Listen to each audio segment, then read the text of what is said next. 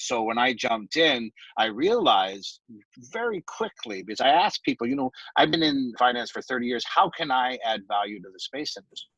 And it came very immediately. And many people said, hey, we need capital, we need business sense. Not that the incredible management that are involved in space can't do, they're not good business people now, but they can always use help. And one of the first things I saw was a gap in funding. And what I thought would be is some of the VCs out there, and there is some traditional big VCs investing in space, but a lot of them aren't. So what I try to do is find space companies that overlap with traditional VCs mandate, like computing, like data and analytics in space. It's easier for them to get their head around those type of businesses because they already know half of it. This is Jason Kanigan, the founder of Cold Start Tech, a data processing and process improvement firm. And I am here with Brant Arseneau. He is a partner at 9.8 Capital, board member at Space Ventures, and a mentor on Space Stream, which is connected to something we've looked at before with another guest. So I thought that was a pretty cool connection. And this continues our season 3 look at investors who fund space companies. Thanks for being here. Oh, delighted. Thank you for having me. All right. Well, Brant, let's jump right into it. I am curious about what your opinion is on the state of raising capital for space startups right now. Yeah, well, it's an interesting time. We're in a late cycle economy, and with the further challenge of COVID and shutting down a lot, it's really challenging. And so we have a lot of macroeconomic pressures on raising capital, but we also have some structural challenges within the space industry, as the space industry is nascent itself, or at least the privatized part of it. The capital formation typically follows the industry. So it's not surprising that we're having a lot of challenges as the capital forms. So, all right, how does capital typically form in a new industry like space, where commercialization is a pretty new thing? Well, but in space, the way it's happened is a little unique. Typically, capital forms from the bottom up, and investors in new emerging markets are looking for value creation within an emerging market, and they look for exiting and liquidity. In the space industry, which is unique in its own right, because it's fairly, even more so than other capital intensive industry, it's extremely capital intensive. And the first wave of capital formation came in top down instead of bottom up. 2 waves, actually. The 2 waves was in the 50s and 60s, the government agencies were forming capital and pushing it down through contracts and awards and grants. And the second phase, thankfully, came in. Billionaires that had a passion for space came in and pushed capital down. What's interesting about that is when capital is pushed down from the top down, they go to relatively investable, maybe a little more conservative type of investments. So what I see is there's lacking capital on the bottom up, where you'll see a little more of the innovation and kind of wild ideas. So it's quite unique. Okay. And so let's dig into that a little more from your perspective. How is the space industry different from other industries? Well, in terms of financing it, a lot of the traditional sources of capital, like VC and angels, are used to certain hurdles that they look for, and when they invest in a company, and that's a Series A within fintech, which is I spent 30 years in fintech, is post revenue. And Series B is typically a break even. And within space, you need 5 to 10 million pre-seed seed. So there's a disconnect between the VCs that exist now, or the incumbent VCs that have their investment theses and methods that don't match up with the space industry. So they're reluctant to allocate capital to space. And then the new VCs that are coming in that are specific to space and understand the space industry and how long it takes to get to revenue and all of that, they really don't have the money yet. They haven't raised the capital from their investors. So we have this disconnect, and it's really interesting. I do think, once the capital forms, we'll probably have a fairly traditional capital market where there'll be all kinds of sources of capital, but it will take time. Okay. I'm going to hop out from inspector speak for a moment, or investor speak for a moment, to talk directly to our audience. And so the problem that Brant is talking about here is one that I've heard from other space sector specific venture capitalists, which is, in simple terms, gee, I wish we had the money to fully fund these projects. And so you've touched on this problem or challenge in the capital supply chain of money, right? Where a sector-specific space and knowledgeable investor can begin an investment in a space company, but to get to market maturity, really get somewhere, they need to pull in more money in larger amounts from outside. Does that sound right? That's correct. That's correct.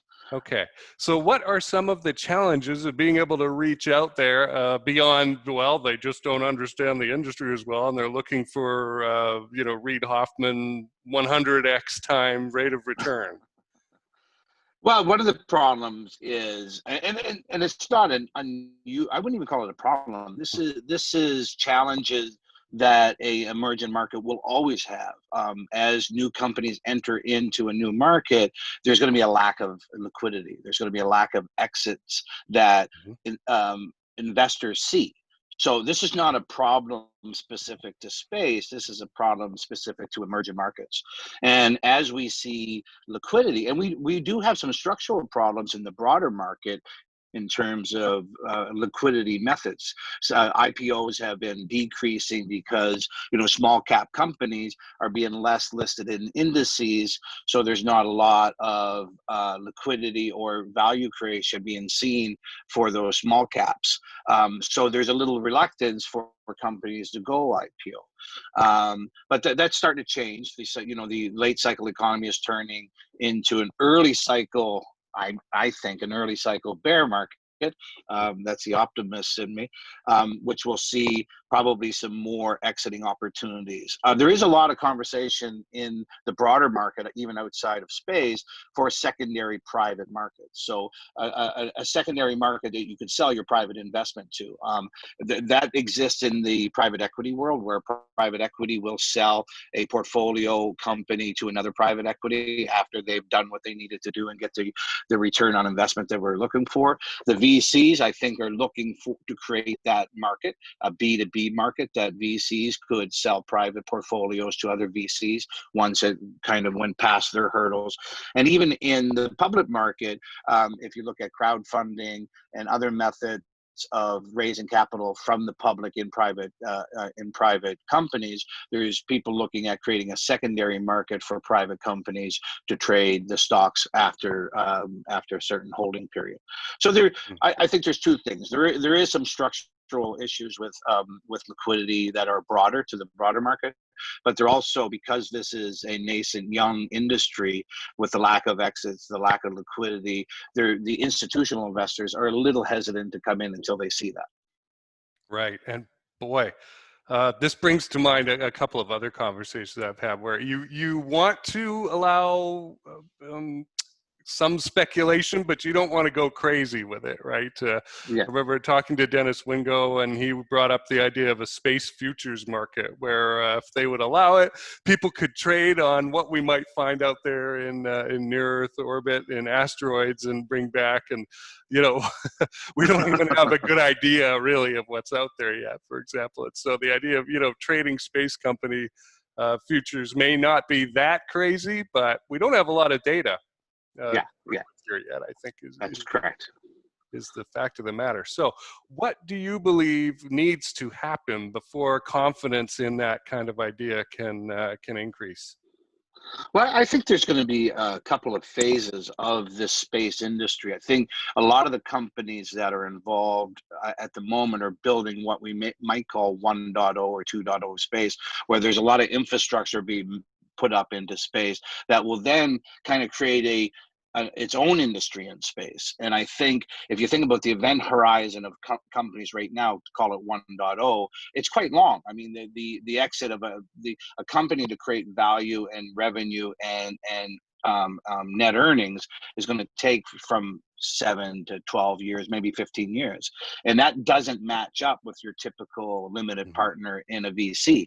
So there's going to have to be some special cases in this 1.0 to raise capital. It's going to be very much a hustle game. You're going to have to get out and hustle and find the right partner. And there's going to be a lot of strategic investments. I think I'll give you one example. The satellite servicing company the satellite servicing subsector is really interesting. And a strategic partner in that space is reinsurance, potentially reinsurance. Reinsurance, Swiss Re, AXA, Gen Re are really interested in writing insurance policies in space, but they don't have enough data. So a strategic relationship with a servicing company, satellite servicing company makes sense. So I think in the short term, there's going to be a lot of hustle in terms of raising capital. I think the second phase, when there's a infrastructure in space, and maybe data centers in space above the cloud computing, there's satellite servicing, there's a whole economy happening up there. I think the second phase is the event horizon on those companies will be shorter and probably will be fit more into the time horizon of traditional capital providers. Okay, so we kind of have to get the iPhones and the smartphones out there first, and then we can get the app industry running on top of it, where exciting things can be created today and sold tomorrow. Yeah, and it may be similar to the internet. Like when I was doing my graduate work when we started using the internet in 1991, 92, 93, and then 98, 99 came and we were talking about e-commerce. And the commercialization of those companies happened quite slowly. But now the infrastructure and internet, you can start up, you can have some ideas that leverage the internet and get to a commercialized version of your company quite quickly. And I think something similar is going to happen in space. Yeah, there's almost a virus-like infection of an idea of this is how we can do this thing to take over. Brent, what do you do? Oh, go ahead. Sorry. Go ahead. No, I had another thesis. What I didn't say in the beginning, I was a fintech executive for 30 years, both in banks, and I started a couple of my own companies and raised capital for those companies. But I did my PhD research to be an astronaut. I still have the rejection letter from the Canadian Space Agency to prove it. So I went into finance, and I've been thinking about when do I get into space? And I've seen all this action. I saw your videos. I talked to people like Chris Hadfield, and I said, now is the time. I don't want to miss this. I don't want to miss this at all. So when I jumped in, I realized very quickly, because I asked people, I've been in finance for 30 years. How can I add value to the space industry? And it came very immediately. And many people said, hey, we need capital. We need business sense. Not that the incredible management that are involved in space can't do, they're not good business people now, but they can always use help. And one of the first things I saw was a gap in funding. And what I thought would be is some of the VCs out there, and there's some traditional big VCs investing in space, but a lot of them aren't. So what I try to do is find space companies that overlap with traditional VCs mandate, like computing, like data and analytics in space. It's easier for them to get their head around those type of businesses because they already know half of it. It's SaaS, it's data and analytics, it's AI, it's just in space. So a lot of those companies can find capital fairly, I wouldn't say fairly easy, but more easily than others. Let's ask Rick Ward at Orbit's Edge what he thinks. He's looking at doing, edge computing in space, and it's not that easy. I think that's a fantastic idea. I really like it. I think that's another example of maybe a good idea for that type of company to look for a strategic investor. I would think about going to some of the big data centers in terrestrial data centers and say, hey, would you be interested in looking into above the cloud computing? There's a lot of benefits. There's going to be a lot of processing up there. And for you to experiment with that would be very, very expensive. Maybe a strategic investment that someone that's dedicated to that use case would be more appropriate. And then you have the flow of data built in already, Yeah, which and I like. what User I like adoption. what I like about that, and just what you said, I mean, the amount of use cases that a terrestrial data center has in their data centers is immense. If you were able to talk to the product manager in one of the big data centers, you could probably come up with hundreds of use cases that fit into space that are money making. Mm. So that strategic partnership and investment would be very interesting for a company like that. Well, I will talk about Orbit's Edge anytime I can. Yeah, All I think it's right. a great idea. Yeah. Yeah. This is Jason Kanigan from Cold Star Tech, and I'm excited to share with you a new offer from Cold Star that we are bringing out to help both space founders and venture capitalists who fund space companies. And it's on two levels. The lower level is a VC who is looking at possibly funding a space company, but they just don't get it. Right? And a lot of tech founders want to come out and create some sort of technical capability, but they do not understand business. And so you'll look and you'll go, where's the customer here? Where's the business model? And they'll go, huh? But I want to make rockets or something, right? And it's really cool. Well, that, as we know from the dot-com era, is not a viable business model. And so you bring us in. We've got great technical expertise on the space side, folks who have done this sort of assessment before, like our technical engineering advisor, Dr. Rick Fleeter, myself in the process engineering field, plenty of other people with brains to look at this problem so that you don't have to blow your brains out trying to figure out how to make this work. And on the company side, it's a benefit for them because we will show them the roadmap to how you're going to get funded, how you will want to fund them, what changes to make to get VCs excited about putting money in. And so that's good for you. Right? The second level is at a deeper and higher level at the same time. It is for venture capitalists who have given a seed round to a company, a space company, and that has gone on for a little while, 6 months, a year, something like that. And it is time, as COVID has made it, to double down or get out. Those are pretty much the choices, right? It's time to invest further in a thing we already know, which seems to be the direction VCs are going in right now. They don't seem to want to look at new things or stop, just kill the project. And so the good news is, in that situation, there's a lot more going on. There's more meat for Cold Star experts to get in and analyze, right? You're going to have processes in place, whether they know it or not. We'll be able to flowchart those and maybe accurately document them for the first time so we can get some kind of value chain going in the organization. We'll be able to test whether the leadership is the right group of people or whether you're missing something, the strategic direction, the business model, all this stuff. So if this sounds interesting to you, reach out to us. You can email me at jason@coldstartech.com or just connect with me and message me on LinkedIn. That's probably the best way to do it.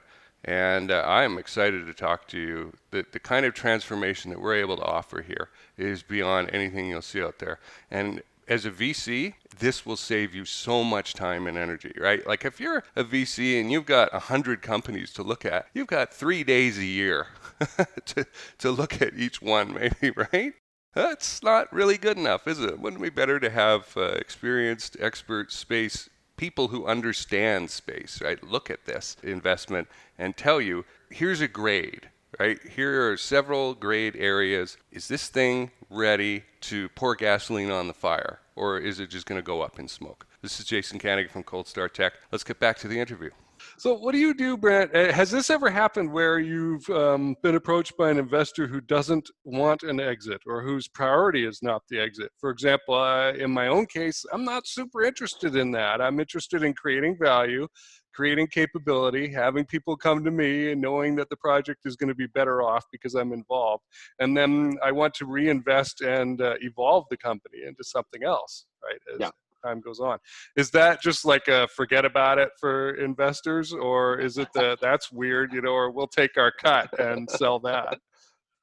Well, after 30 years on Wall Street and banks, it's the profit first for a lot of people. That's why they're doing it. On the angel side, there's a lot of enthusiasm and passion for the longevity of the company. So they're much more willing to be the event horizon to be longer. But again, at the end of the day, they're investing, to get a return on their investment, and that willingness or flexibility on the investment horizon gets less and less flexible as you get more institutional. But another interesting at the high end, like if you each segment of the capital markets have to match the expectation of their fund with the people that invest their fund.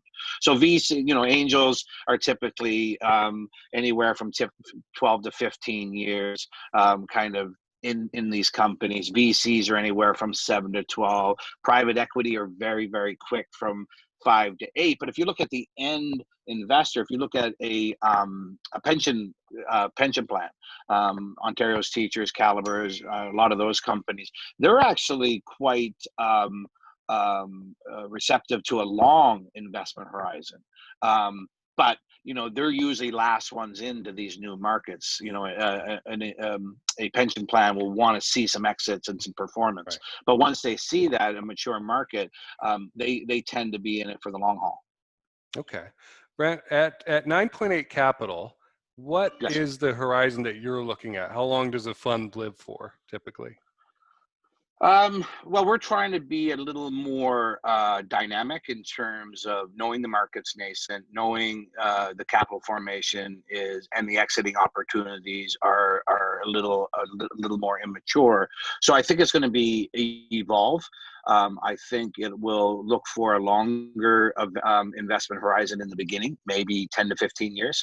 But like I said, my theory is once space 2.0 and 3.0 comes, there'll be a whole economy in space, and the infrastructure up there will create acceleration on companies' ability to be commercial and make money.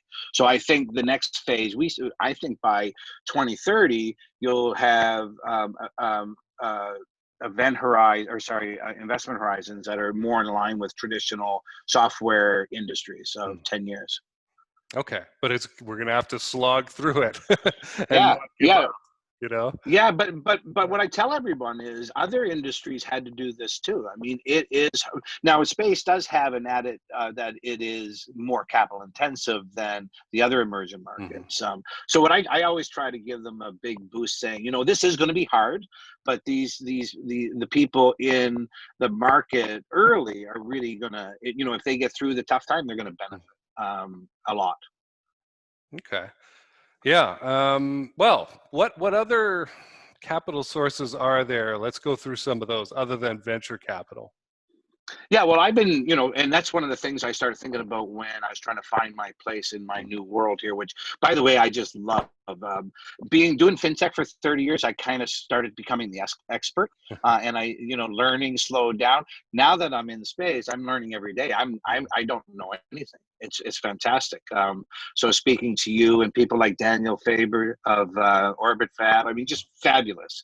Just learning every day. But what I did learn coming in right away, that there is a fundamental gap here, not just because we're in a late cycle economy. VCs are retreating a little bit. They're keeping some dry powder. And there's another thing that people haven't talked a lot about is VCs themselves have been diversified a little bit and have diversified into private equity. So when the VC market seems a little risky, usually that's when you have distressed assets. And they jump into private equity and buy stuff up, which is, very good business sense. So why I bring that up is sometimes there's not a lot of dry powder after the economy spruces up, because they deployed it in distressed assets in the private equity space. So I very quickly I realized there's a capital gap, and a couple of quotes from people like Elon and Jeff Bezos about the need for innovation in this space, and the lack of innovation, not only because there's no capital at the bottom end, but a lot of it's being pushed down into very conventional companies at the top, which is important as well. But what I saw was an opportunity maybe to leverage some of the new regulation around the public's ability to invest in private companies, called the Jobs Act. I got involved with a company called Space Ventures, which is, I believe, is going to be one of the first crowdfunding platforms that is dedicated to space. And one of the mandates is, because I kind of looked at it, I wonder, is there any, what's the cons of doing something like this? And, in the original regulation, people thought that, raising from a crowd of people that are public people, you have a messy cap table, and you may have some type of legal exposure. So I went through thinking a lot about that stuff, and one of the mandates of the company Space Ventures is to create a platform that coexists with other capital sources, because in no way would we want a company to raise capital on the platform and then have difficulty on raising further capital from a VC. That's just not something we want to do. So in fact, I would love to find the VCs that find that this type of platform is a important part of the capital supply chain. It coexists with VC, and it's an important part. And if I can't do that, we shouldn't build a platform, because it's really important to be a part of the ecosystem and not be against it. Right. I like it. It's like, look, we'll build this thing that will help you get the first amount of money you need. But if it can't hook up to future influx of funds, what are we doing here? Yeah, if someone said, if we knew structurally it wouldn't, I would not do it. I would not do it.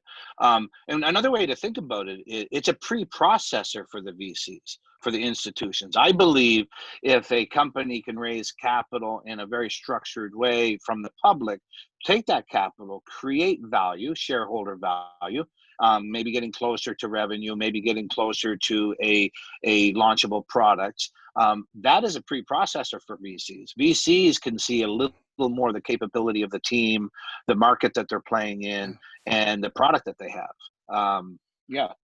Right. As long as those company founders are on target, that they're working on the right things here. Well, one of the other things that we did a lot of research on, because there is 4 crowdfunding platforms that are for the general market. So if you want to start a t-shirt company or a telescope company, you can go to these other platforms, and they're good platforms. But what we believed is the power of the platform really hits a force multiplier when it's industry specific. Because a lot of us are here because we're very much enthusiastic about the space industry. So raising from a public that's enthusiastic about a certain topic is going to be very powerful. Now, the two different the two differentiators about this platform is it will be curated.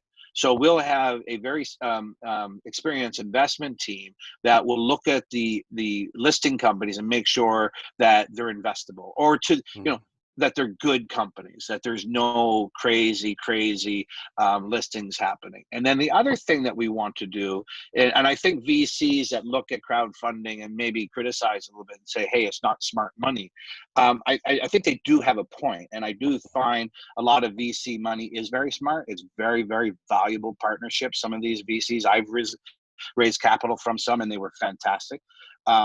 Is what we want to do with this platform is have a venture team. So we have an investment advisory team, but we also have a venture team. After a company lists money, this team will help the listing company in terms of connecting them with supply chain. If it's a launch company that buys rockets, we'll connect them, connecting them to government agencies, helping them with all kinds of business strategy manager, and most importantly, hooking them up with VC capital or institutional capital when they're ready for it. Okay, sounds very valuable. Look forward to seeing that as it develops. So we have a question here that you put in our notes on the other screen here, and this is something I had never really thought of. You pointed out doing business with space is risky.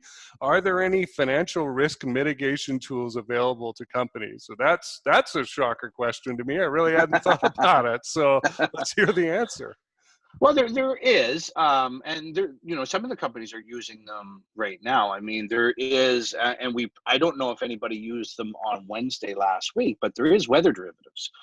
You can buy, and I was a part of a team that helped Credit Suisse develop some of these methodologies and tools. You can buy, you can financially hedge yourself against, some event causing you some business disruption. Now, that's a financial risk mitigation tool. It doesn't help you with your reputation or other things. But there's a lot of things happening with weather derivatives, with fuel derivatives, hedging your price on your fuel, which is a big cost factor of launch. And then there's Swiss Re, Munich Re, AXA. They're all developing products in space for disruption of service of satellites. So there is again, this is part of the capital formation, these risk tools. And I think anybody developing a space company should be somewhat educated on the good and fine. Important that most times these are financial hedging. If you have a disaster on a launch pad, that's not going to help you with your reputation, but it will with your cash flow. Right. Well, and I've had Bob Weirdy from Marsh on as satellite insurance expert, but it sounds like there's some new products there. I recognize some of those names that you were reading out as from our private discussions, and yeah. It sounds like I need to check those out a little bit more because I hadn't heard of them. So that's very interesting. Okay. You are a mentor at something called Space Stream. It's part of Creative Destruction Labs, which is a name that I recognized from my interview with Michael Lyon. Tell us a little bit about that experience. Yeah, well, so I joined, Chris Hadfield and I connected a year ago, and he's been wonderful at this transition from fintech to space. He gave me a lot of great ideas. And I spoke to the people at CDL, and they invited me to join to kind of bring some of this expertise around raising capital and getting ready to raise capital and making sure that you have a capital plan and not just jump from one round to the next when you think you need it. You really need a really solid plan. Now, does the plan always go according to plan? Usually not, but at least you have a baseline and you can plan around that. So yeah, I the last cohort, I was an observer. I'm starting as a full mentor the next cohort. I find it to be an extremely well-run organization. There was 13 companies in the last cohort, just fabulous ideas, fabulous. I think all of them has attested that the value that the CDL brought was immense. We have some incredible companies. And one common theme is capital. A lot of them need capital, and it really is I think if you think about what most investors look at, and I put it in this order: team. How good is the team? How big and how lucrative is the market the team is playing in? And then lastly, how good is the product fit for that market? All 13 companies were just spot on. But even knowing that, they're so far from traditional venture capital hurdles that they're not going to get money from venture capital. So there's just a massive gap. And I think it's similar with companies coming out of Techstars and other accelerators and that just kind of solidified my feelings that, there needs to be some help in this industry at the early stage. Right. For capital. Yep. Capital. That definitely sounds like it. Well, what are you looking for then at putting your 9.8 capital hat back on? What are you looking for in space companies as an investor? Well, I got into it looking around at, I'm an engineer. So I'm a guy that wanted to be an astronaut, but fell into engineering because of my math background. But I get excited about a lot of the pure engineering plays, the rocket companies, the engine companies, the material companies. But when I step back, I mean, how much value can I add to those, as a employee or an operator? Not that much. I could probably jump in, but what I really can add is the finance expertise and help them find the right capital. So the first things I've been helping a lot of companies find capital, get ready to find, get their business ready to do that. But on that road, I ran into Space Ventures, which I said, hey, this is not what I was looking for. I was really surprised. I thought, I would help individual companies in terms of their finances. But now I found a company that, if we get it right, which I think we will help all kinds of companies. So yeah, it's been a interesting and surprising journey so far. But yes, 9.8 is really to advise companies on being able to, raise their capital and understand what they need, what value they need to do to create in the company to continue to do that. Okay. At what point should a founder or a group of founders be at? What should they have ready to tell you about before they approach you? Um, well, I'm ready to talk to anybody at any stage. I'd like to see the team Hmm. together. Meaning, because that's one of the biggest things I'm impressed by is usually the team in the market. We invested quite a while ago. We invested in a company.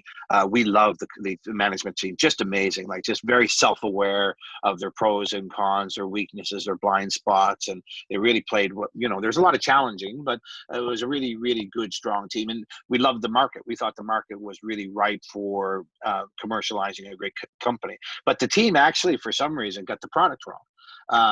And they missed it and spent some money and kind of burnt through some money. But we stuck with them because the team was so strong and the market was and they got it right. Finally, they got it right. So typically what I like to do is start with an entity that has a good team formed, and start from there. Yeah, that sounds really important. Is there anything that we haven't covered today that you would like us to cover? Um, I think we talked about liquidity, which I think is really important. A lot of people talk about it, but they talk about it that it's a unique problem in space industry, and I just stress that it's not. I think we're compounded by the capital nature of the industry, and VC really. A lot of the VC has grown and became mature around more software-oriented industries, which aren't as capital intensive. So they're more in tune to that. But I really don't think it's a unique situation. It's just where we're at in the industry. And I think as we build more infrastructure and companies get more connected, their ability to commercialize their business model is going to be faster and faster. Right on. Well, I look forward to that becoming the case. Hopefully it won't take the whole 10 years till 2030, but well, 9.5, we're halfway Yeah. through this one. But well, this has been great. I've enjoyed having you on. Where could people go to connect with you and learn more? Yeah, I think just go to 9.8capital.net, and I can get back to you. There's some emails there. Great. I will link to this below, as well as a couple other things, the Space Ventures and Space Stream, whatever we can link to from there. Appreciate having you on. My guest has been Brant Arseneau. Thanks for being here. Thanks, Jason. This is Jason Kanigan from Cold Start Tech. Thanks a lot for listening to this episode. I hope you enjoyed it. If you do want to get email notifications of upcoming episodes or episodes that have just been released, and maybe a little news sprinkled in here and there, you can sign up for email notifications at coldstartech.com/MSB. That's short for Make Space Boring. That's another little show that I do. It's once, twice, 3 times a week, something like that. Anytime there's news or an update on who I'm meeting and what I'm studying in the space field. So you can go check that out. On the YouTube channel, I can do something that I cannot do on Anchor for the audio only side of things. The YouTube channel allows me to have playlists, and so you might want to go to the channel, the Cold Start Tech channel, and check out those playlists, because you will find you can go down a rabbit hole basically into several areas like space law and policy, small sats, and I think that's a lot easier than trying to scroll through 130 episodes or something like that looking for the thing that you want. So I recommend going and checking that out. And remember, if you're ready to take your space business to the next level, or you're a VC looking for deep and very valuable insight into a space company you're looking at investing in or investing further in, come and talk to us. Thanks for listening.